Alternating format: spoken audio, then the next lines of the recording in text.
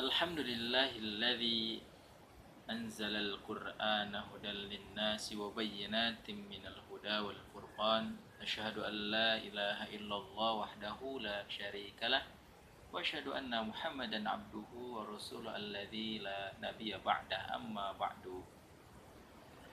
Ikhwatu iman yang dimuliakan Allah Subhanahu wa taala.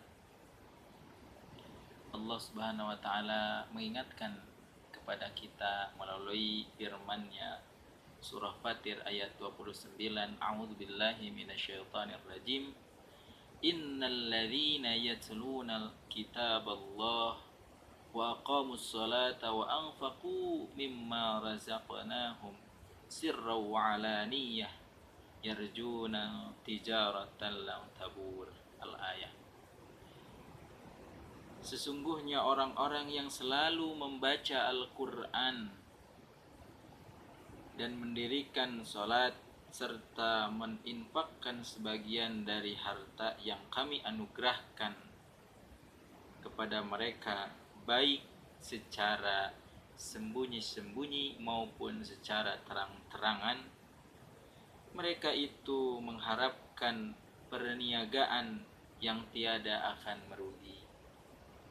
Ikhwatu iman yang dimuliakan Allah Subhanahu wa taala, jelas sekali dalam melalui ayat yang tertera dalam surah Fatir ayat 29 ini, Allah menjelaskan, menawarkan perniagaan yang tiada merugi. Terkadang kita berniaga dalam kehidupan sehari-hari tentunya ingin mencari keuntungan, dan ini sudah jelas Allah janjikan tidak akan merugi orang yang berniaga dengan Allah, yang mana Allah Subhanahu wa taala mengingatkan orang-orang yang membaca Al-Quran, orang-orang yang mendirikan sholat, kemudian berinfak, bersedekah, ya, baik dalam keadaan terang-terangan atau sembunyi-sembunyi. Tentunya ini harus menjadi penyemangat bagi diri kita. Sudah berapa juz hari ini kita membaca Al-Quran? Sudah berapa surat yang kita hafal sampai saat ini? Sudah berapa ayat yang sudah kita amalkan saat ini? Hadirin ikhwatu iman yang dimuliakan Allah Subhanahu wa taala, Rasulullah sallallahu alaihi wasallam bersabda, "Iqra'ul Qur'ana fa innahu ya'ti yaumal qiyamah syafi'an li ashabihi." Bacalah Al-Qur'an, karena Al-Qur'an akan menjadi syafaat pada hari kiamat bagi orang yang membacanya. Ikhwatu iman yang dimuliakan Allah Subhanahu wa taala, terlebih lagi saat ini kita sedang berada di bulan di mana Al-Quran diturunkan pada bulan ini, bulan Ramadan, yang tentu ini momen yang luar biasa yang bisa kita amalkan, yang bisa kita maksimalkan, yang bisa kita manfaatkan, karena tidak tahu dan tidak ada yang tahu, tidak ada yang menjamin Ramadan tahun depan kita masih bisa menikmati atau menjalani Ramadan, saum ini.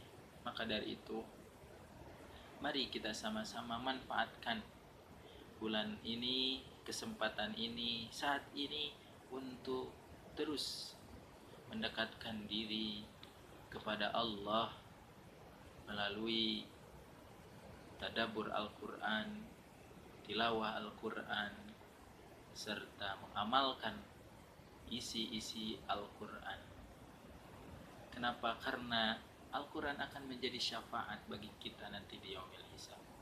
Jangankan di yaumil hisab, jangankan di yaumil qiyamah, di dunia saja banyak sekali contoh, banyak sekali bukti bahwa Al-Quran menjadi penolong kita. Kemudian Rasulullah SAW mengingatkan kepada kita, "Matsalul mu'mini alladzi yaqra'ul Qur'an kamatsalil utrujah rihuha thayyibun wa ta'muha thayyib."